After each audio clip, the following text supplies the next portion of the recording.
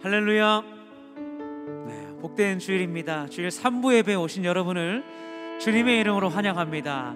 온라인과 영상으로 만나는 우리 동산의 가족 여러분, 오늘도 귀한 말씀의 자리 잘 오셨습니다. 오늘도 함께 예배할 때 하나님의 은혜와 평강이 충만하기를 기도합니다. 우리 한 주간도 지켜주신 그 하나님께, 또 그리고 한 주간도 하나님께서 우리에게 인도하심과 보호하심과 함께하심을 하실 것을 믿음으로 우리 감사와 영광의 박수로 올려드리겠습니다. 할렐루야. 우리 목자 되신 주님을 박수하면서 함께 찬송합니다. 선한 목자 되신 우리 주 항상 인도하시고 푸른 풀밭 좋은 곳에서 우리 먹여주소서.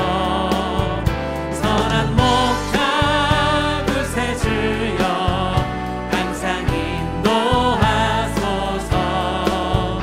선한 목자 그새 주여 항상 인도하소서.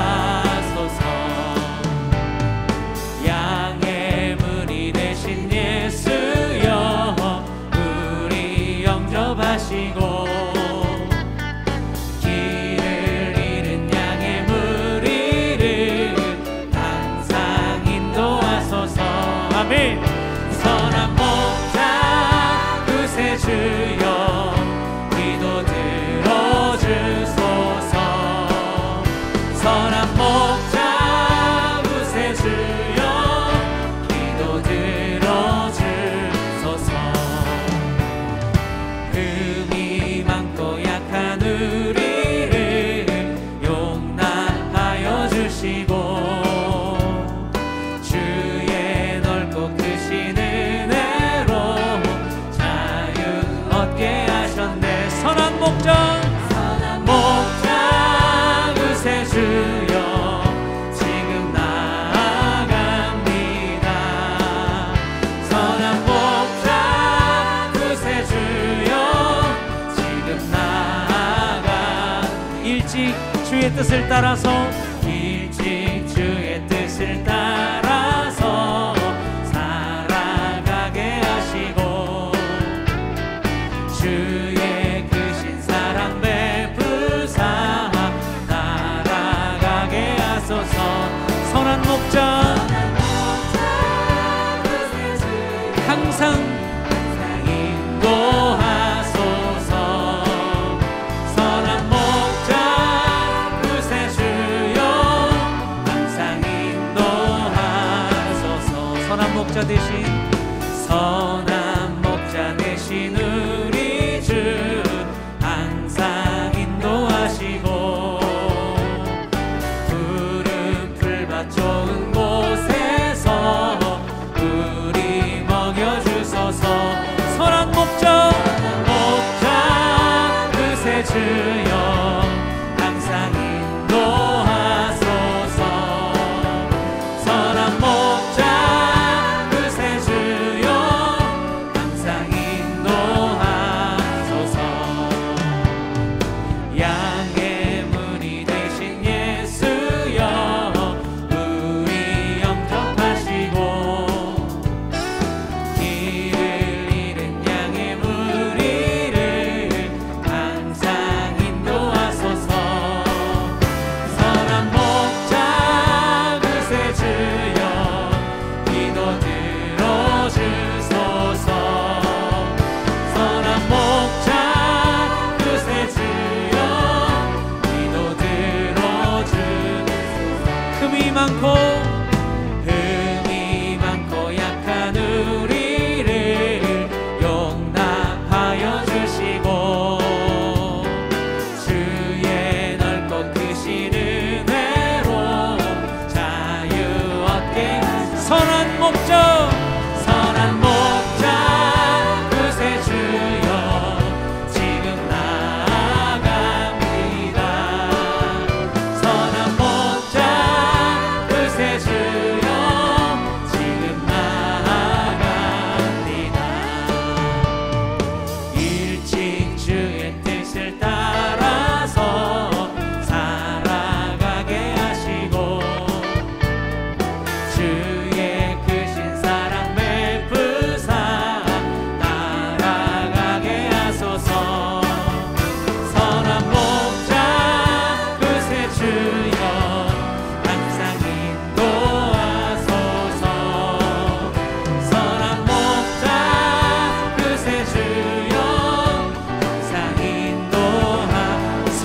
목자 선한 목자 그새 주여 항상 인도하소서.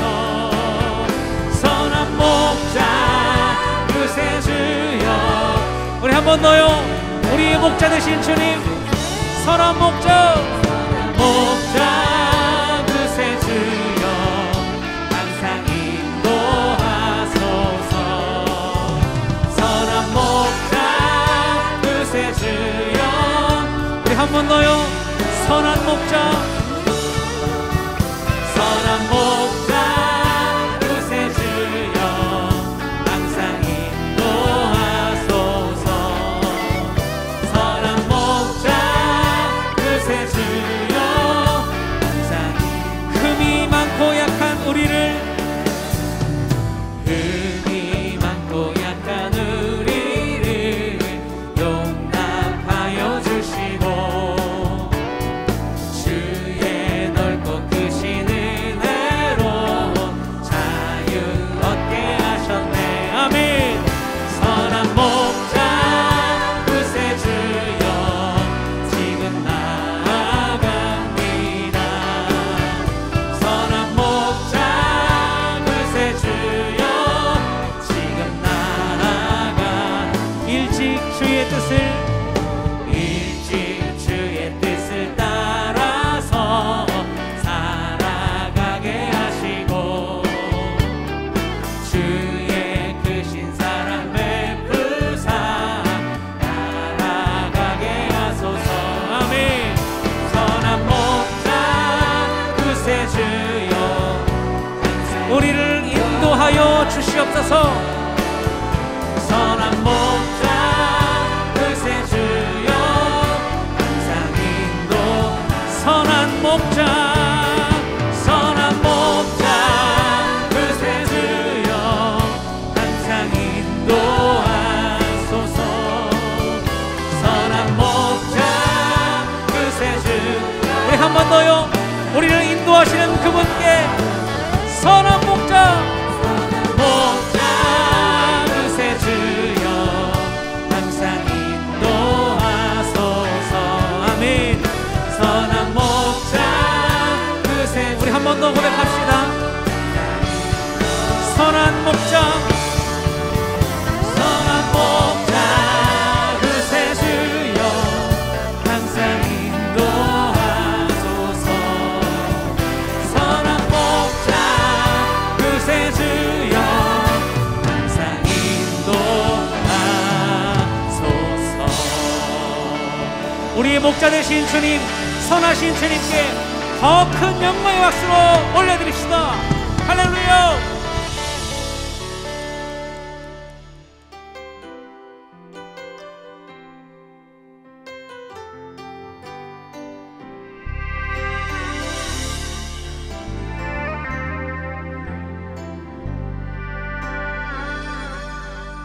주님 말씀하시면 내가 나가리라. 주님 뜻이 아니면 내가 멈춰서리다.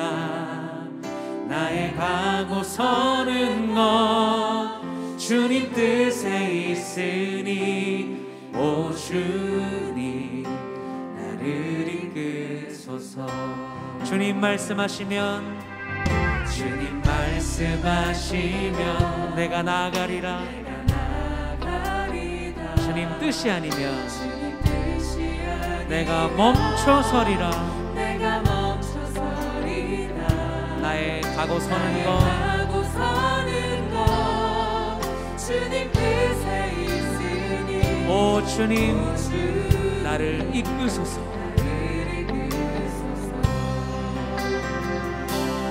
뜻하신 그곳에 나 있기 원합니다.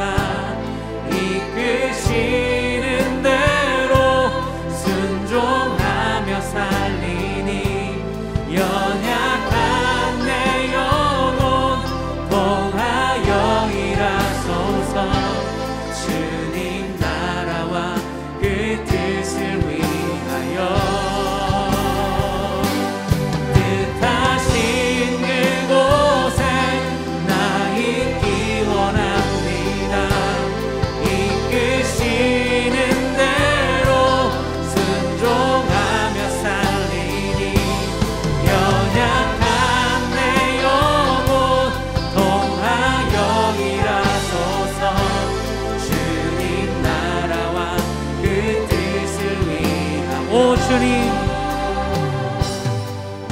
주님 나를 이끄소서. 주님 말씀하시면 내가 나가리라. 주님 뜻이 아니면 내가 멈춰서리라. 나의 가고 서는 것 주님 뜻에. 우리 한 번 더 말씀 앞에 우리의 삶이 세워지기를 원합니다. 주님 말씀하시면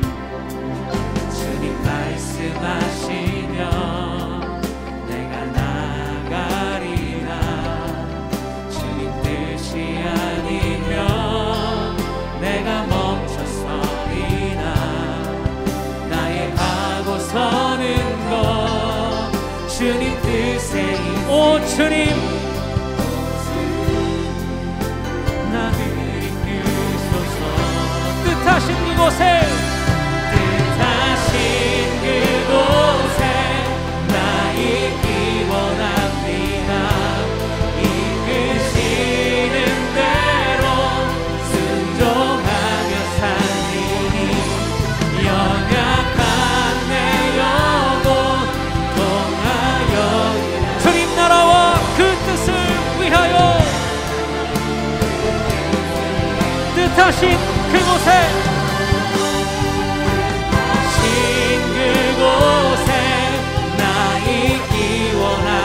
오직 주께서 시는 대로 순종하며 살리니 연약한 내 영혼 통하여 일하소서. 주님 나라와 그 뜻을 위하여 뜻하신 그곳에 나 있기 원합니다. 이끄시는 대로 순종하며 살리니 연약한 내 영혼 통하여 주님 나라와 우리 한 번 더요. 뜻하신 그곳에 우리 있기 원합니다. 뜻하신 그곳에 나 있기 원합니다. 이끄시는 대로 순종하며 살리니 연약한 내 영혼 통하여 일하소서.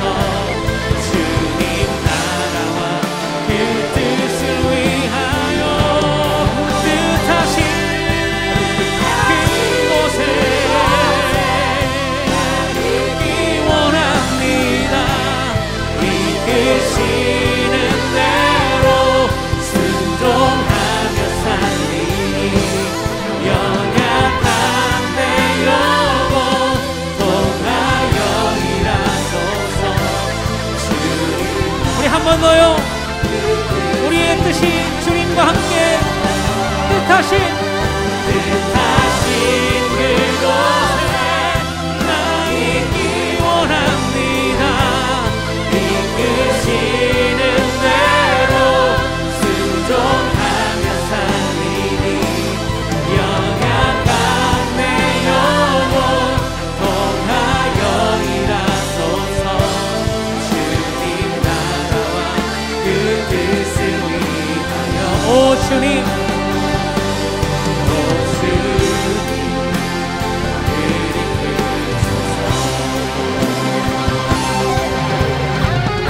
다 함께 자리에 나서 우리에게 말씀 주신 주님, 생명 주신 주님께 모든 감사와 영광을 올려드립니다. 할렐루야. 찬양하라 내 영혼아, 찬양하라 내 영혼아. 내 속에 있는 것들아 다 찬양하라.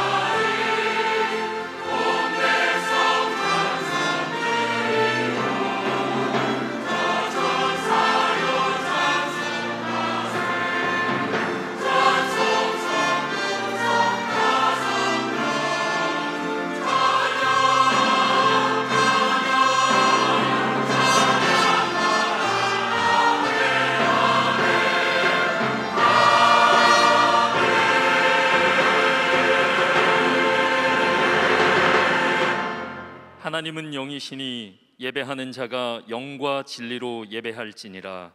아멘. 다 함께 사도신경으로 우리의 신앙을 고백하겠습니다.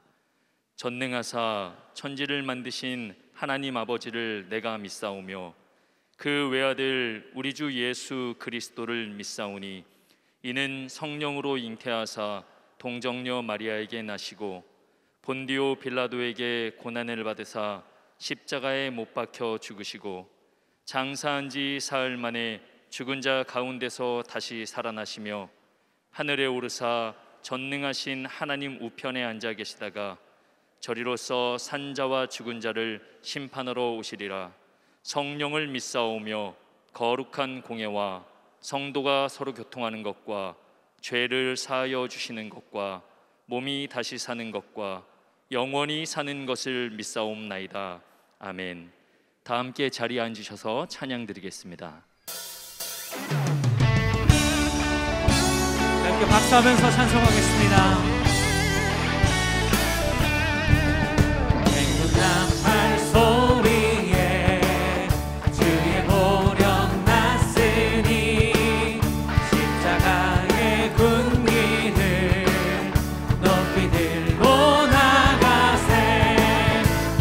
싸운다 싸우고 의의 면류관 의의 면류관 받았으리라. 싸운다 싸우고 의의 면류관 예루살렘 성에서 면류관 아들이 저 요단강 건너 싸움 마치는 날 의의 면류관 예루살렘 성에서 악한 마귀 권세를 모두 깨쳐버리고 승리하신 주님과 승전가를 부르세. 서로 싸우다 싸우고 의의 면류관 의의 면류관 받았으리라. 싸우다 싸우고 의의 면류관 예루살렘 성 면류관 아들이 저 요단강 건너 싸움 마치는 날 의의 면류관 예루살렘 성에서 달려갈 길 다 가고 싸움 모두 마친 후 주와 함께 기쁨을 용사들어 누리세. 싸우다 싸우고 의의 면류관 의의 면류관 받았으리라. 싸우다 싸우고 의의 면류관 예루살렘 성에서 면류관 아들이 저 요단강 건너 싸움 마치는 날 의의 면류관 예루살렘 면류관 아들이 저 요단강 건너 싸움 마치는 날 의의 면류관 예루살렘 성에서. 할렐루야. 아멘. 아멘. 하나님 감사합니다.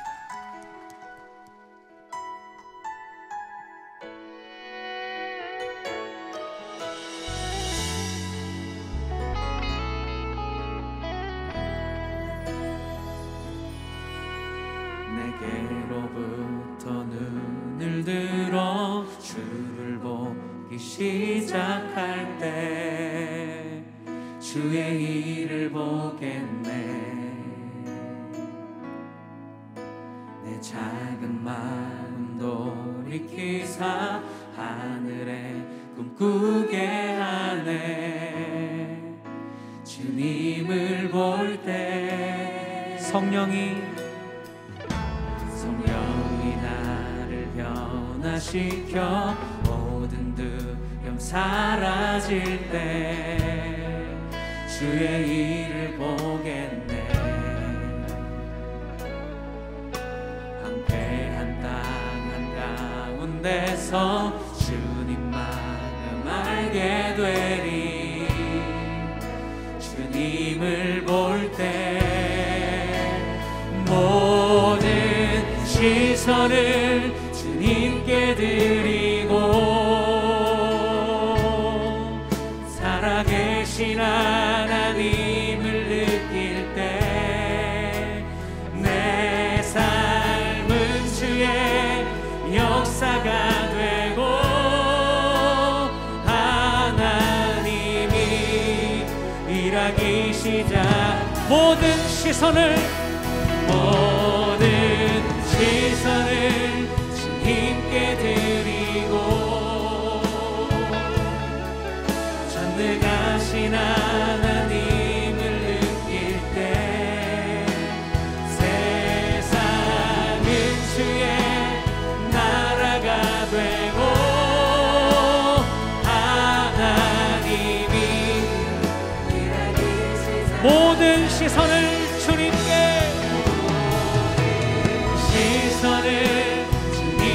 드리고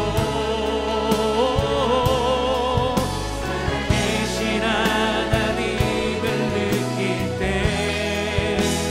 내 삶은 주의 역사가 되고 하나님이 우리 한 번 더요. 모든 시선을 주님께로 시선을 주님께 드리고 전능하신 하나님을 느낄 때 세상은 주의 나라가 되고 하나님이 우리 한 번 더 믿음으로 모든 시선을 주님께 드리고 살아계신 하나님을 느낄 때 내 삶은 주의 역사가 되고 우리 마지막으로 한 번 더요. 우리의 몸과 마음이 주님을 향하게 일어납니다. 모든 시선을 주님께 드리고 오직 주님께 하신 하나님을 느낄 때 세상은 주의 나라가 되고 하나님이 일하기 시작하네.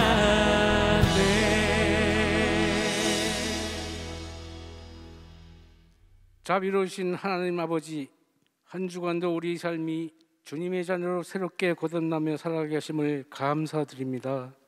하나님, 이 시간 신령과 진정으로 예배드리기를 원합니다. 마음과 정성을 다하는 거룩한 산제사가 되어 우리들의 가슴이 뜨거워지고 우리 영이 밝아져서 부끄러운 육신들을 회개하고 깨끗게 하시어 진리의 말씀을 볼 수 있는 눈과 주님의 세미한 음성을 들을 수 있는 길을 주셔서 하나님의 빔을 깨닫는 은혜의 시간, 축복의 예배가 되게 인도하여 주시옵소서. 이 시간 세상의 짐, 육신의 연약함, 질병과 아픔들을 주님 앞에 모두 내려놓습니다. 십자가의 사랑으로 치유하시어 예배를 통하여 주님 만나 우리 영이 살게 하시고 말씀을 통하여 세움을 얻어 날마다 성령 충만하여 세상의 삶 속에서 승리하게 하여 주시옵소서. 하나님 아버지, 이곳에 동산교회를 세워주심에 감사드립니다. 성도들의 일상이 하나님 중심, 말씀 중심, 교회 중심을 알게 하시어 예배를 가장 아끼고 사랑하는 교회와 성도가 되어 주시옵소서. 그리하여 교구별 셀 예배가 회복되고 세론들이 돌아와서 교구가 살아나고 교회가 부흥하는 살아있는 동산교회 공동체가 되게 하여 주시옵소서. 능력과 치유 하나님, 날마다 병마어 싸우며 고통 중에 있는 성도들에게 치료의 강손을 비추사 깨끗하게 고쳐주시옵소서. 또한 결혼, 취업, 입학, 유학 등을 위해 구하고 두려운 자마다 반드시 응답받아 살아계신 주님께 영광 돌리게 하여 주시옵소서. 특별히 군복무 중인 자녀들에게 건강하고 무사히 마칠 수 있도록 안전하게 지켜주시옵소서. 하나님, 경제가 많이 어려워지고 모두가 힘들어합니다. 우리 성도들에게 물질을 축복하시며 교회가 재정적으로도 풍성하여 하나님 기뻐하시는 선한 사역을 감당케 하셔 구제와 선교, 사회를 변화시키며 복음을 증가하는 영향력 있는 동산교회가 되게 하여 주시옵소서. 사랑하는 주님, 이 민족과 이 나라를 불쌍히 여겨주시어 하루속히 국정이 안정되고 경제가 회복되어 이 나라의 모든 백성이 하나님 주시는 참 평안을 누리게 하여 주시옵소서. 하나님 아버지, 김인중 원로 목사님의 영육이 강건케 붙들어 주시길 기도합니다. 특별히 9월 23일부터 시작한 가을 부흥회에 부흥 강사님을 보내주심에 감사드립니다. 목사님이 모든 일정을 다스려 주셔서 온 성도들에게 은혜의 말씀, 축복의 말씀을 전하시는데 아무 걸림돌이 되지 않도록 성령님께서 주장하여 주시옵소서. 동산교회에서 오신 김성경 담임 목사님을 영육간에 강건하게 붙드사 하나님의 비전과 성령이 충만케 하셔서 안산과 이 나라와 세계 속에 능력 있고 쓰임받는 지도자로 세워주시기를 기도합니다. 말씀 전하실 때 성령님께서 함께 하시어 말씀을 듣는 우리에게 마음과 귀가 열려서 하나님만 바라보며 주님의 말씀을 실천한 자가 되어 세상 앞에 빛처럼 드러나고 소금처럼 녹아져서 가정이나 직장과 사회에서 가는 곳마다 영향력을 행사하는 아름다운 동산의 신실한 공동체가 되게 하여 주시옵소서. 오늘 예배에 참여한 모든 성도들에게 한없는 자비와 은총을 내려주시고 저들의 영혼이 잘된 같이 범사가 잘되고 강건한 은혜가 있게 하여 주시옵소서. 또한 마음을 다하여 찬양을 드리는 디에스프레이즈 찬양단과 글로리아 찬양대와 보이지 않는 곳에서 수고하는 손길들을 기억하시사 축복하여 주실 줄로 믿고 감사드리며 이 모든 말씀을 살아서 역사하시는 예수님의 이름으로 기도드립니다. 아멘.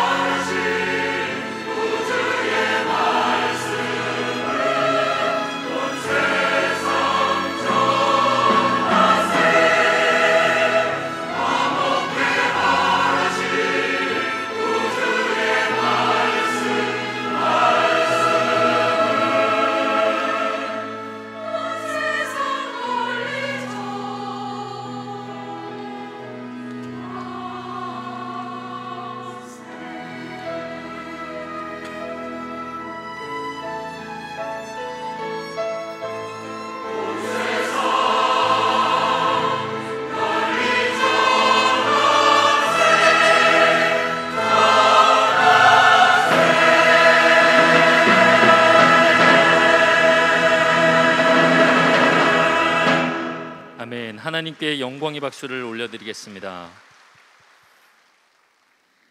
오늘 우리에게 주시는 하나님의 말씀은 누가복음 6장 37절에서 42절까지의 말씀입니다. 누가복음 6장 37절에서 42절까지의 말씀, 신약성경 99쪽에 말씀이 있습니다. 한 절씩 교독하여 읽고 마지막은 함께 읽도록 하겠습니다. 제가 먼저 읽겠습니다. 비판하지 말라. 그리하면 너희가 비판을 받지 않을 것이요. 정죄하지 말라. 그리하면 너희가 정죄를 받지 않을 것이요.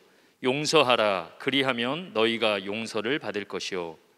주라. 그리하면 너희에게 줄 것이니 곧 후이되어 누르고 흔들어 넘치도록 하여 너희에게 안겨주리라. 너희가 헤아리는 그 헤아림으로 너희도 헤아림을 도로 받을 것이니라. 또 비유로 말씀하시되 맹인이 맹인을 인도할 수 있느냐? 둘이 다 구덩이에 빠지지 아니하겠느냐? 제자가 그 선생보다 높지 못하나 무릇 온전하게 된 자는 그 선생과 같으리라. 어찌하여 형제의 눈 속에 있는 티는 보고 내 눈 속에 있는 들보는 깨닫지 못하느냐? 너는 내 눈 속에 있는 들보를 보지 못하면서 어찌하여 형제에게 말하기를 형제여 나로 내 눈 속에 있는 티를 빼게 하라 할 수 있느냐? 외식하는 자여 먼저 내 눈 속에서 들보를 빼라. 그 후에야 내가 밝히 보고 형제의 눈 속에 있는 티를 빼리라. 아멘. 이제 김성겸 담임 목사님 나오셔서 온전한 삶을 위하여 라는 제목으로 말씀 전해주시겠습니다.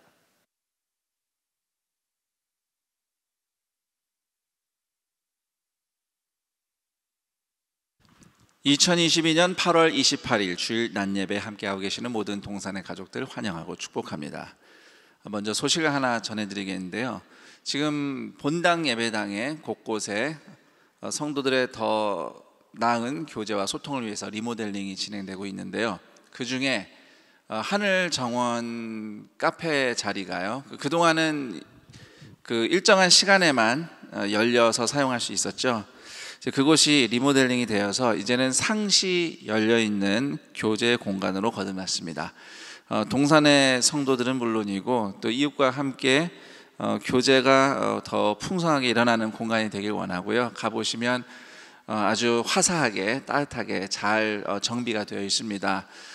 바라기는 우리 그곳을 이용하시는 우리 성도님들이 내 집처럼 소중하게 생각하고 아껴서 이렇게 잘 다루며 사용하여서 모두에게 행복한 공간이 되었으면 합니다. 앞으로 남은 또 챌린지 홀과 그 밖의 공간들 리모델링 작업들 안전하게 아주 좋은 결과물로 나올 수 있도록 여러분 계속 기도와 관심 부탁드리겠습니다. 자, 오늘은 누가복음 6장 37절에서 42절 말씀으로 온전한 삶을 위하여 라는 제목의 말씀을 전하고자 합니다. 예수님이 가르치신 하나님 나라는 큰 틀에서 보면 타락한 세상이 돌아가는 방식과는 다르게 모든 것이 이렇게 뒤집혀진 나라다, 뒤집어져 있는 나라다, 이렇게 이해할 수 있습니다. 세상에서는 힘과 돈을 많이 가진 사람들이 사실상 세상을 소유했다고 볼 수 있죠. 그러나 하나님 나라에서는 가난하고 연약한 이들이 하나님 나라를 소유한 자들입니다. 누가복음 6장 20절, 너희 가난한 자는 복이 있나니 하나님의 나라가 너희 것이며. 또한 세상에서는 내가 받은 대로 갚는 게 이치입니다. 원수는 반드시 갚아줘야 돼요. 그러나 하나님 나라는 원수를 회개시키고 구원하는 나라입니다. 그래서 예수님께서 원수를 사랑하라 하셨습니다. 그냥 죄인을, 원수를 봐주라 이런 차원보다는 그 원수와 죄인이 죄를 회개하고 돌아와서 구원받고 새로운 삶을 살 수 있기를 바라는 마음으로 예수님의 십자가 사랑으로 인내하고 또 선대하며 그들을 위해서 기도하라 라는 의미입니다. 자, 그렇다면 이제 비판하지 말라는 말씀이 세상과 다른, 세상의 길과 다른 하나님 나라의 길을 어떻게 보여주고 있을까요? 이 부분을 오늘 함께 살펴보고자 합니다. 먼저 37절 다시 보시면 비판하지 말라 그리하면 너희가 비판을 받지 않을 것이요 라고 주님이 말씀하십니다. 얼핏 들으면 네가 비판받기 싫다면 너도 남을 비판해서는 안 된다라는 뜻처럼 들립니다. 그러나 엄밀히 말해서 그런 의미는 아닙니다. 너희가 비판받지 않을 것이다 라고 할 때 누가 나를 비판하지 않느냐, 이제 하나님이 주체이신 겁니다. 하나님이 우리를 비판하지 않으실 것이고 정죄하지 않으실 것이며 용서를 베푸실 것이라는 의미로 주님이 말씀하셨어요. 자, 그래서 주님이 비판하지 말라 그러면 너희도 하나님께서 비판하지 않으실 것이다 라고 말씀하신 의미는 너희야말로 비판받아 마땅한 처지이지만 그런 사실을 겸손히 인정하고 타인을 함부로 비판하지 않는다면 그러면 하나님께서도 너희에게 자비를 베풀어 비판하지 않으실 것이다 라는 뜻입니다. 그 처지를 겸손히 알고 함부로 하지 않는다면 그러면 하나님도 너희를 정죄하지 않으실 것이다, 헤아리시고 용서하신다 라는 뜻이 담겨 있는 겁니다. 너 자신이야말로 비판과 정죄를 받아 마땅한 죄인이라는 사실을 기억하라는 의미로 주님께서는 비판하지 말라 그러면 너희도 비판을 받지 않을 것이다 라고 하신 것이죠. 자, 그리고 비판하지 말라는 예수님의 말씀을 누군가의 잘못에 대해서 조금도 이야기해서는 안 된다고 오해하시면 안 됩니다. 비판 자체가 나쁜 것은 아닙니다. 잘못된 것은 가르쳐주고 고칠 수 있도록 말해줘야 됩니다. 우리가 이야기를 할 수 있어야 되죠. 그래야 죄 문제를, 잘못을 극복할 수 있는 거 아니겠습니까? 예수님도 그 당시 유대 사회의 지도층 바리새인들과 사두개인들을 분명히 비판하셨어요. 그들의 죄를 지적해서 말씀을 하셨습니다.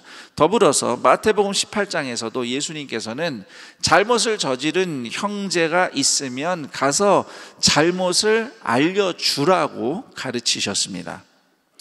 지금 누가복음 6장에서 예수님께서 비판하지 말라고 하신 말씀은 자기 죄를 모르거나 또는 자기 죄를 알고도 덮어놓은 상태에서 다른 누군가의 죄만 비판하는 위선을 저지르지 말라는 의미입니다. 예수님께서는 그런 위선적인 비판꾼들, 교만한 사람들을 이런 비유를 들어 말씀하십니다. 41절, 42절입니다. 어찌하여 형제의 눈 속에 있는 티는 보고 내 눈 속에 있는 들보는 깨닫지 못하느냐. 너는 내 눈 속에 있는 들보를 보지 못하면서 어찌하여 형제에게 말하기를 형제여 나로 네 눈 속에 있는 티를 빼게 하라 할 수 있느냐. 자, 예수님 시절 이스라엘에 살던 많은 유대인들은 바리새파라고 하는 그 종교적 무리들을 스승으로 모시며 따랐습니다. 여러분 랍비라는 말을 들어보셨을 거예요. 이제 선생님이란 뜻인데 바리새파는 율법과 성경에 능통한 자들이었어요. 그래서 많은 유대인들이 바리새파에게 배웠고 또 그들의 가르침을 토대로 예수님이 살던 유대 사회가 대부분 이제 구성이 된 겁니다. 자, 그런데 그 바리새인들은 정작 자기 눈에 들보는 보지 못하고 형제와 타인의 눈에 있는 티를 정죄하던 사람들이에요. 자기 죄는 모르고 비판과 정죄만 일삼던 사람들이죠. 그런 주제에 남을 가르치겠다면서 선생 노릇을 하던 바리새인들, 그리고 그런 바리새인들을 보고 배우며 따라가다가 똑같은 위선자가 되는 불쌍한 어리석은 사람들을 예수님께서 이렇게 말씀을 하시죠. 누가복음 6장 39절 새 번역입니다. 눈먼 사람이 눈먼 사람을 인도할 수 있느냐?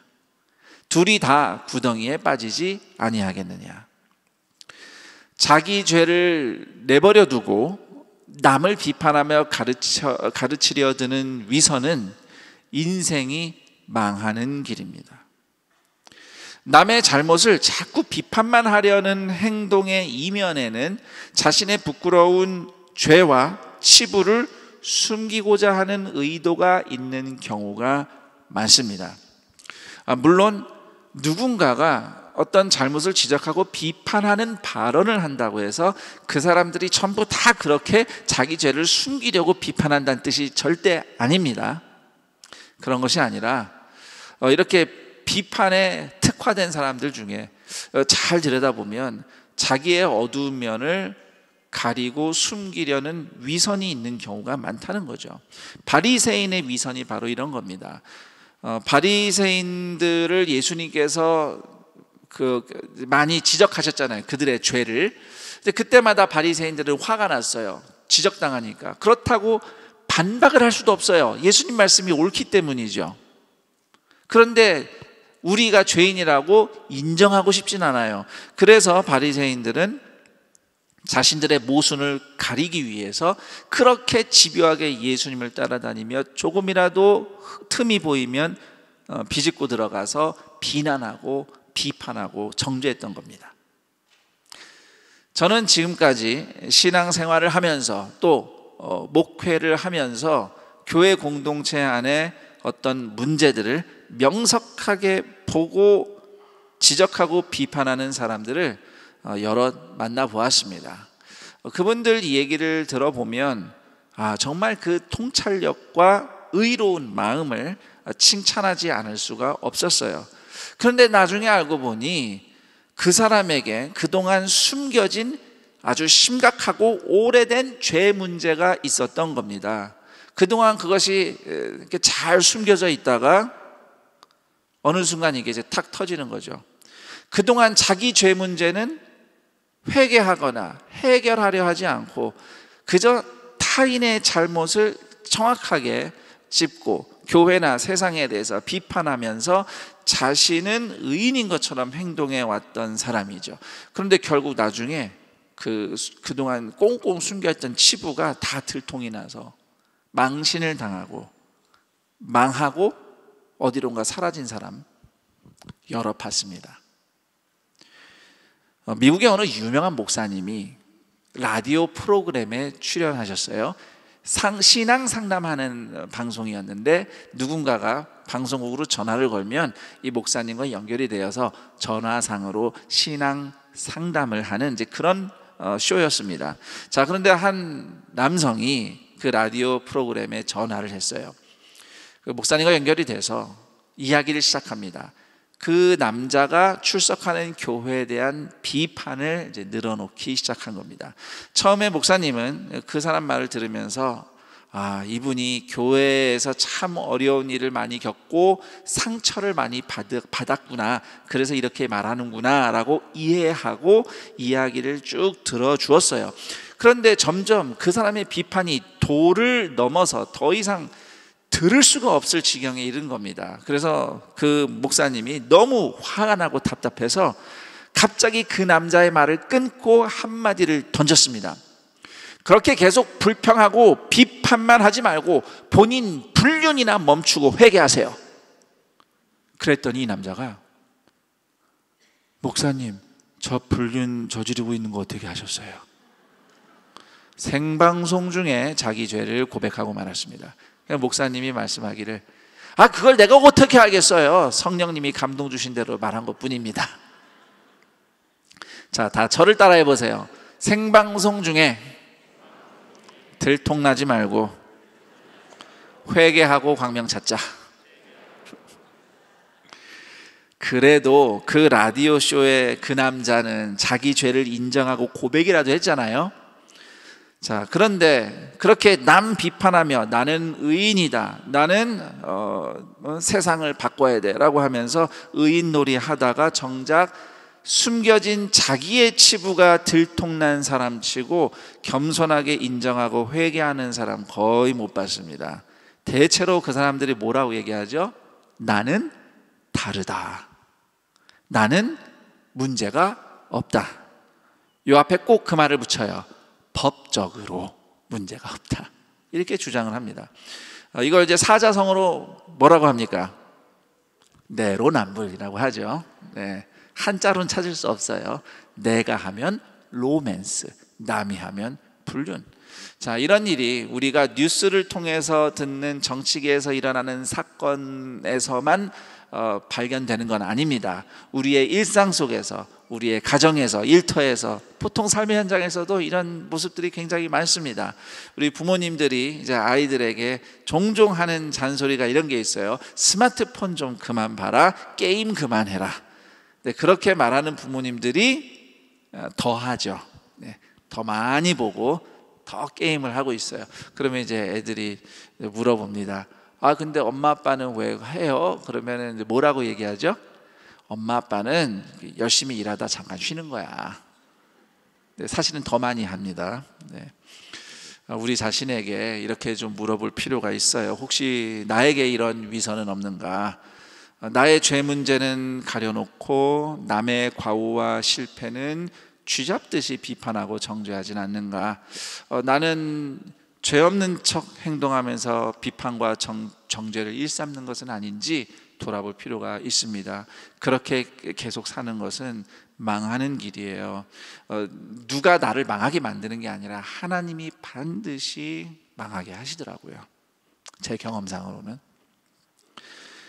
비판과 정죄만 할 뿐 죄를 이기지 못하는 무능한 삶을 극복하기 위해서 우리는 우리를 위해 십자가 지신 예수님이 필요합니다. 40절, 제자가 그 선생보다 높지 못하나 무릇 온전하게 된 자는 그 선생과 같으리라. 자, 여기서 온전하게 된 자라는 말이 나오는데 이거 헬라어 원문으로 보면 완전히 훈련받은 사람이란 뜻입니다. 그러니까 온전하신 예수님께 온전하게 배우고 훈련받은 사람은 예수님처럼 온전한 삶을 이룰 수 있다는 의미가 이 말씀에 담겨 있습니다. 물론 아무리 우리가 그리스도인이고 하나님의 자녀로 거듭났다 하더라도 인생에 시험이나 실수가 없을 수는 없습니다. 그러나 그럴 때마다 내 죄값을 대신해서 십자가에서 죽으신 예수님을 믿고 의지하며 나의 죄를 또 우리의 죄를 겸손히 회개하고 하나님의 용서와 하나님의 회복의 앞으로 나가는 겁니다. 그때 하나님의 은혜를 우리는 경험할 수 있어요. 그렇게 먼저 나 자신을 예수님의 용서와 헤아림의 빛으로 바라볼 수 있어야 합니다. 나는 착한 사람이야, 나는 문제없어, 이게 아니라 나는 예수님의 용서를 받은 사람이다. 이게 우리 그리스도인의 정체성입니다. 우리가 의인으로 거듭난 거 맞아요. 근데 그냥 의인이 아니라 예수님께 용서받은 사람. 이 말은 항상 우리가 원래 어떤 과거가 있었는지를 기억하는 겸손한 믿음입니다.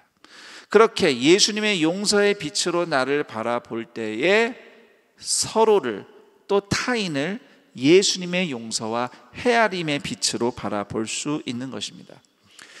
십자가 지신 사랑의 예수님을 아는 믿음, 이 예수님을 아는 믿음 안에서 우리는 서로 죄를 비판만 하기보다는 함께 죄를 이기고 의를 따르는 삶을 살 수 있습니다. 저를 따라 해볼까요? 함께 죄를 이기고 의를 따르는 삶.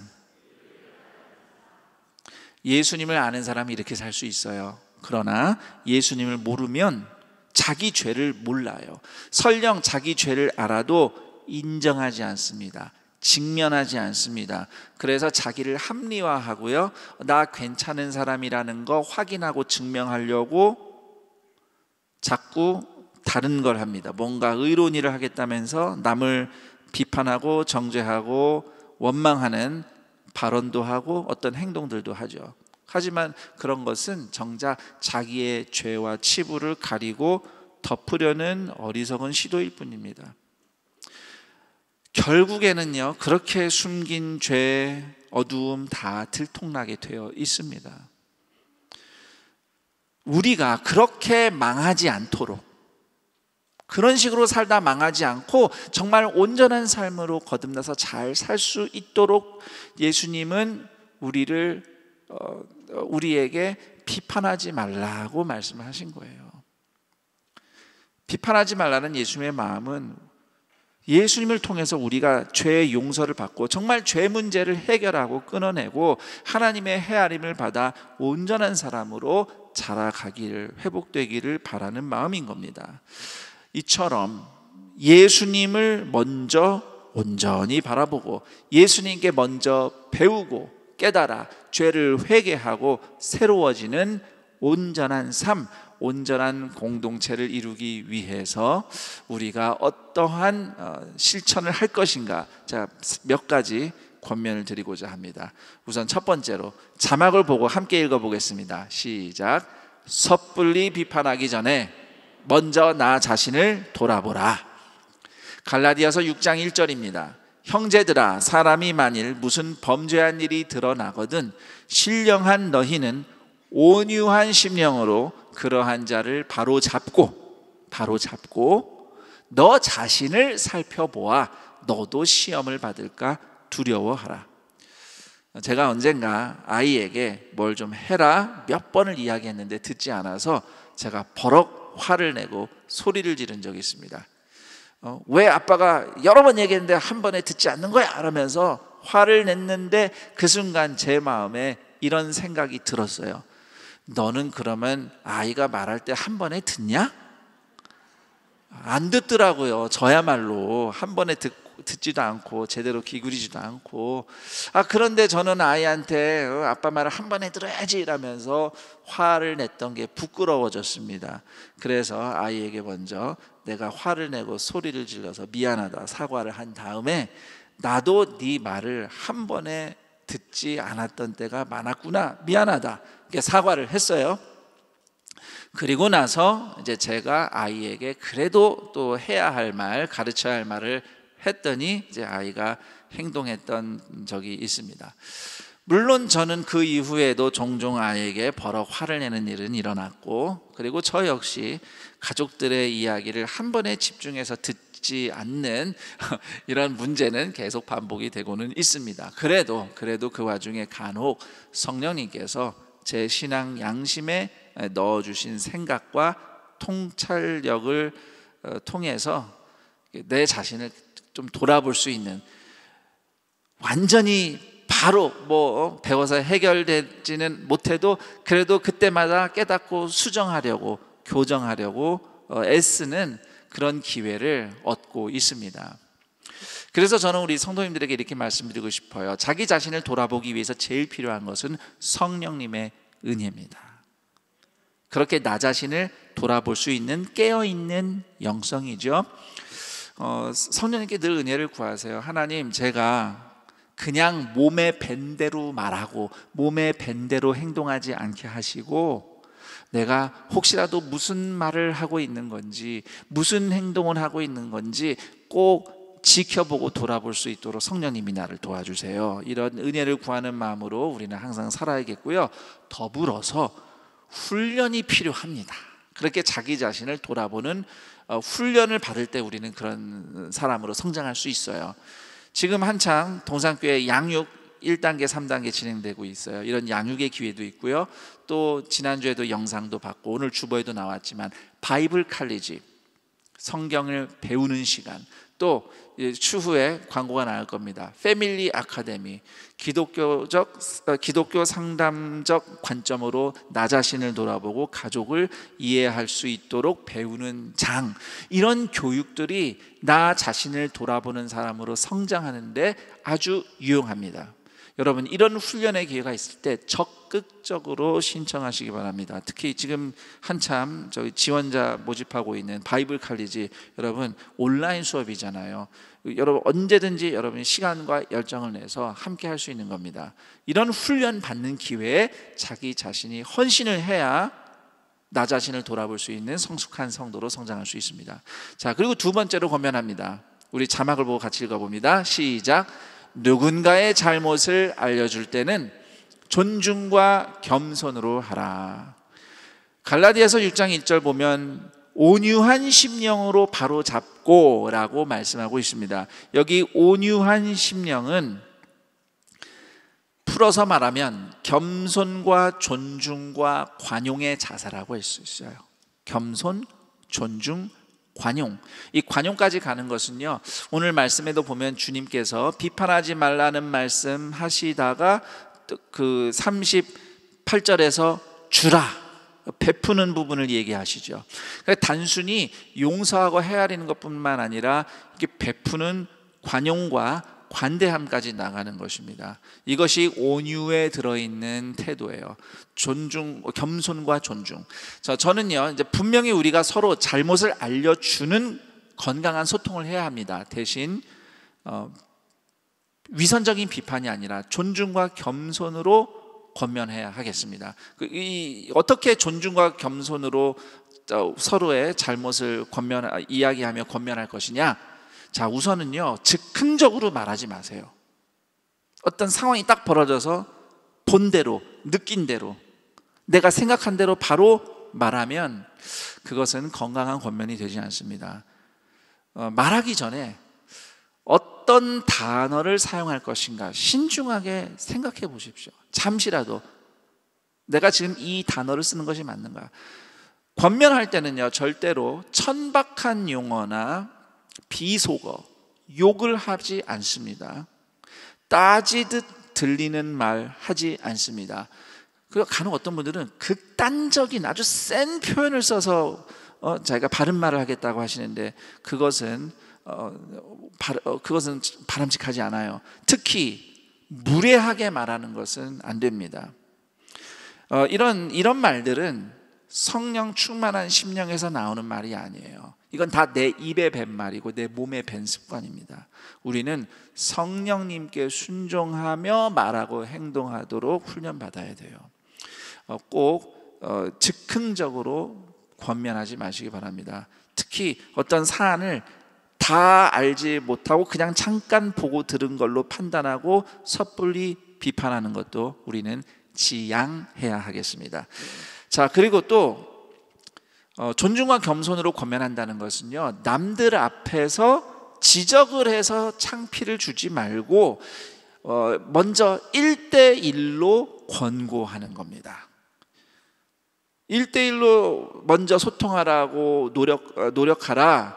이거 제가 드리는 말씀이 아니고 예수님이 하신 말씀이에요. 마태복음 18장 15절. 네 형제가 죄를 범하거든 가서 너와 그 사람과만 상대하여 권고하라. 만일 들으면 네가 네 형제를 얻을 것이요. 물론 이 말씀 이후에 1대1로 말해도 안 되면 그 다음 두세 사람이 같이 찾아가서 권면하라. 이런 일련의 방법들을 주님이 제시하시는데요, 중요한 원리는 그 남들 다 있을 때 그렇게 하지 말고 먼저 1대1로 찾아가서 권면하는 것입니다. 자, 그리고 지혜롭게 존중과 겸손으로 잘못을 알려주는 지혜롭게 권면하는 방법, 이건 제가 어디서 배운 건데요, 그렇다고 제가 정말 잘 실천하는지는 좀 자신이 없네요. 저도 이 얘기를 하면서 돌아봐지지만 그래도 여러분과 공유하고 싶어요. 9번 칭찬하고 1번 비판적인 권면을 하는 겁니다. 9번 칭찬하고 1번 꾸중한다, 이렇게 표현해도 되겠는데, 이 말은 이런 뜻인 것 같아요.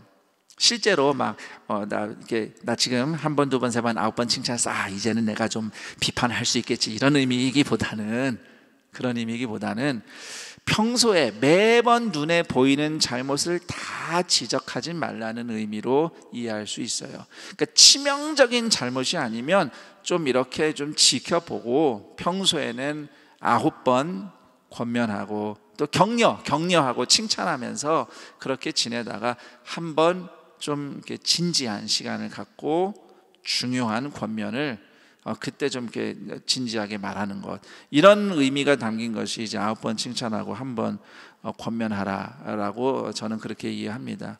자, 이런 그밖에 여러 가지가 있겠지만 항상 어떤 부분들을 꼭 이제 건강한 비판을 하기 위해서는 존중과 겸손의 자세를 잊지 말라고 꼭 말씀드리고 싶어요. 자, 그리고 세 번째로 우리 자막 보고 함께 읽겠습니다. 시작. 듣기 싫은 비판이라도 겸손히 귀담아 들으라. 데살로니가전서 5장 20절에서 22절입니다.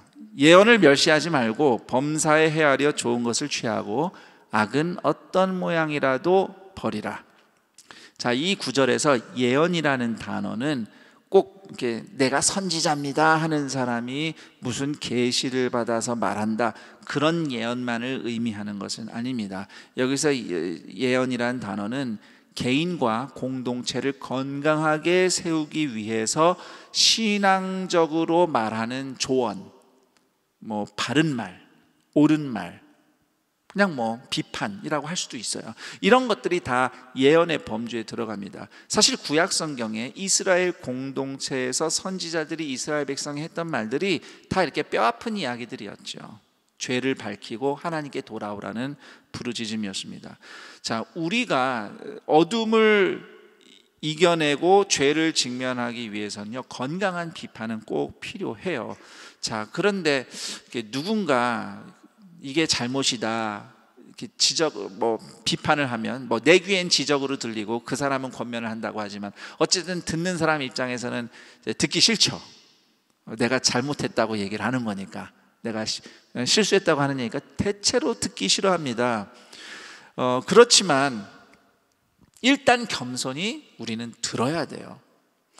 아까 제가 읽어드린 데살로니가전서 5장 21절에서 범사에 헤아리라, 그러니까 예언을 멸시하지 말라, 범사에 헤아리라, 누가 무슨 얘기를 하면, 조언을 하면 일단은 그냥 무시하지 말고 좀 잘 들어보라는 겁니다. 그리고 헤아려 보세요. 그 사람이 하는 말을 다 좀 듣고 이해하려고 노력하고 무슨 말을 하는 건지 한번 파악을 해보려 하는 겁니다. 따져보는 거예요. 진짜 맞는 말인지. 다 듣고 나니 선한 것은 취하고 이 말은 맞는 말이네, 그건 들어요. 악한 것은 버리라. 근데 저 말은 꼭 그렇게 맞는 말은 아니네. 그럼 그것은 내가 받지 않으면 되는 겁니다. 상대의 10마디 중에 9마디가 나는 이해가 안 되고 동의가 안 될 수 있습니다. 그러나 그 중에 한마디라도 나에게 필요한 말일 수 있습니다. 어떤 말이든 그 안에 한마디라도, 단 한마디라도 하나님이 가르쳐 주시는 말씀이 있다는 믿음으로 들어보는 것, 그것이 듣기 싫은 비판이라도 겸손히 귀담아 듣고 배우고 성장하는 성도의 자세라고 말씀드리고 싶습니다. 이 세상은요, 상대의 잘못과 실패를 가차없이 비판하고 정죄해서 나는 옳고 당신은 틀렸다고 증명해야 승리하고 성공하는 세상입니다. 잘못하고 실패하며 사회를 따라오지 못하는 사람은 버리는 세상이에요. 그렇지만 하나님 나라는 잘못하고 실패한 죄인을 회개하고 거듭나도록 구원하는 나라입니다. 우리는 그 나라의 왕이신 예수님의 십자가를 통해서 이미 용서받고 회개하고 새 사람이 된 하나님 나라 시민입니다. 우리가 어떤 용서를 받았는지, 예수님을 통해 어떤 새로운 기회를 누리고 있는지 늘 기억함으로써 위선적인 비판이 아닌 진심 어린 권면과 십자가 지듯 씨름하는 사랑의 수고를 통해서 세상에서 죄와 실패로 낙인 찍히고 절망했던 누군가가 예수님을 만나 구원받는 하나님 나라를 경험하는 동산의 가족들이 되기를 우리 주 예수 그리스도의 이름으로 축원합니다. 아멘. 오늘 예수님의 말씀이 여러분에게는 어떻게 들렸습니까? 예수님의 말씀이 여러분에 대해서 무엇라고 말씀하시는 것 같습니까? 주님은 여러분이 어떠한 선택과 순종을 하기 원하실까요? 생각하며 깨달은 대로 기도하는 시간을 잠시 갖겠습니다. 여러분의 기도를 돕기 위해 질문 2개를 드립니다. 우선 첫 번째 질문, 남의 잘못을 지적하기 전에 나 자신부터 되돌아볼 일은 무엇인가? 나 자신부터 되돌아볼 일은 무엇인가 생각하며 기도했으면 합니다. 두 번째 질문은 듣기 어려워도 겸손히 들어야 할 권면은 무엇인가? 이 2가지 질문과 함께 또 여러분 각자 마음에 받은 은혜대로 함께 기도하는 시간을 갖겠습니다. 기도합니다. 하나님 아버지, 감사합니다. 우리가 여전히 죄인이고 원수였을 때 예수께서 십자가에서 죽으신 은혜로 하나님의 용서와 해안이 보입니다.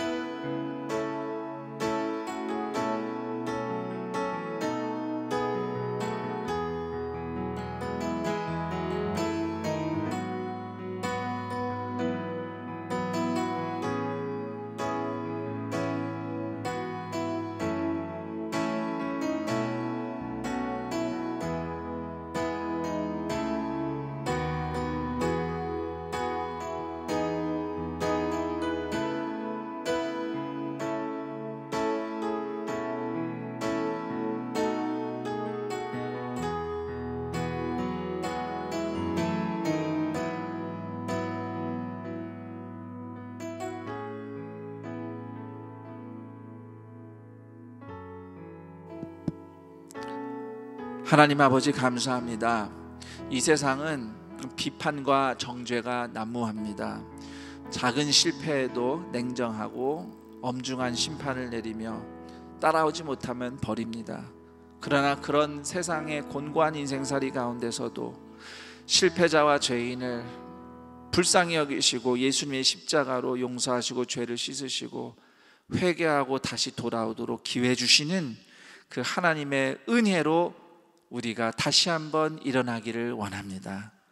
오늘 곤고하게 주님 앞에 나와 부르짖는 모든 영혼들을 예수님 십자가의 은혜로 새롭게 일으켜 주시고 나를 먼저 돌아보는 믿음으로 또 잘못의 수렁에 빠져있는 어둠에 처해 있는 형제들을 비판과 정죄보다는 사랑의 권면으로 함께 죄를 이겨내고 의의 길로 나아갈 수 있는 온전한 사람들 되게 하여 주옵소서. 늘 자신을 돌아보기 위해 주님의 말씀으로 또 교회의 모든 배우는 기회를 통해 훈련받고 또 어떻게든 죄인 하나 원수 하나도 주님 앞에 돌아올 수 있기를 바라는 마음으로 함께 할 때에 우리의 삶 가운데 예수님의 온전한 모습이 성취되게 하여 주옵소서. 주님이 가르쳐 주실 때 좀 듣기 어려운 말씀이라도 겸손히 들음으로써 배우고 깨달아 주님을 더욱 닮아가는 동산의 가족들 되게 하여 주옵소서. 이러한 믿음과 바람으로 주님을 예배하며 예물을 드리니 예물이 쓰이는 곳마다 또 하나의 영혼이 죄와 어둠에서 벗어나 하나님의 자녀로 거듭나 구원받는 은혜가 나타나게 하시고 예물 드린 손길들 위에 이 곤고한 인생살이에서도 먹이시며 돌보시며 입히시는 하나님의 은혜가 갑절로 부어지게 하여 주옵소서. 우리 주 예수 그리스도의 이름으로 기도드립니다. 아멘.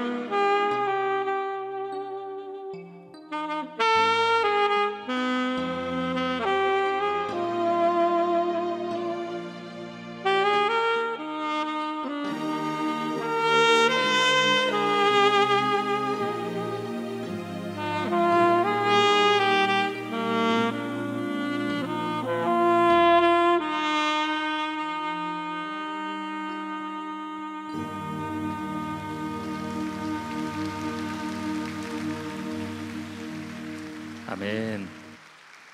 오늘 안산동산교회 현장 예배와 온라인 예배로 함께 하시는 동산의 모든 가족들을 주님의 이름으로 환영하고 축복합니다. 오늘 동산교회에 처음 나오셨거나 등록하기를 원하시는 분들께서는 잠시 손을 들어 표해 주시면 감사하겠습니다. 네, 감사합니다. 등록하신 분들께서는 예배당 뒤편 새가족 환영실에 꼭 들려주시기 바랍니다. 아울러 예배 전에 등록해 주시면 새가족부에서 더욱 잘 섬기도록 하겠습니다. 교회 소식을 알려드리겠습니다. 총회 주일 세례교인 헌금이 9월 4일 다음 주일 예배 시에 있습니다. 주보에 삽지된 헌금 봉투를 사용하여서 중등부 이상 세례교인은 1인 7,000원 이상으로 헌금해 주시기 바랍니다. 위 헌금은 한국교회의 귀한 사역을 위해 사용됩니다. 성도님들의 적극적인 참여를 부탁드립니다. 정계당회가 오늘 오후 1시 30분에 아가페 센터 7층 대회의실에서 있습니다. 교구전도대가 9월 1일 목요일 오전 10시에 현장 본당 1층 큰숲홀과 온라인으로 개강 예배 하반기를 시작합니다. 한나소망셀이 9월 2일 금요일 오전 10시에 온라인으로 개강 예배를 드립니다. 선교훈련학교 23기 졸업 예배가 오늘 오후 3시에 본당 네오비전센터 8층 세미나 1실에서 있습니다. 새가족 봉사자 전체 교육이 오늘 오후 1시 30분 네오비전센터 3층 에덴홀에서 있습니다. 유아세대식이 9월 18일 주일 학교예배당 1부와 2부 예배시에 있습니다. 신청은 오늘부터 9월 3일 토요일까지 홈페이지를 통해 신청하실 수 있습니다. 자세한 사항은 주보를 참고해 주시기 바랍니다. 큰숲 맑은 샘 푸른 숲 맑은 샘 9월호가 발행되었습니다. 말씀으로 더욱 풍성한 9월 한 달 되시기를 소망합니다. 2022년 하반기 바이블 칼리지 A팀 온라인 수강생 추가 등록을 9월 2일 금요일까지 받습니다. 자세한 등록 및 일정은 주보를 참고해 주시기 바랍니다. 이번 주 새가정에서 결혼 예식이 있습니다. 1교구 박봉윤 집사님, 정영숙 권사님 가정, 3교구 김영기 성도님, 최복희 집사님 가정, 13교구 김윤주 집사님 가정의 결혼 예식이 9월 3일 토요일에 있습니다. 성도님들의 많은 축하 부탁드립니다. 그 밖에 자세한 사항 및 임명, 알림, 모집 등의 광고는 주보를 참고해 주시기 바랍니다. 이제 모두 자리에 일어나셔서 여기에 모인 우리를 찬양하신 후에 김성겸 담임 목사님께서 축도하시겠습니다.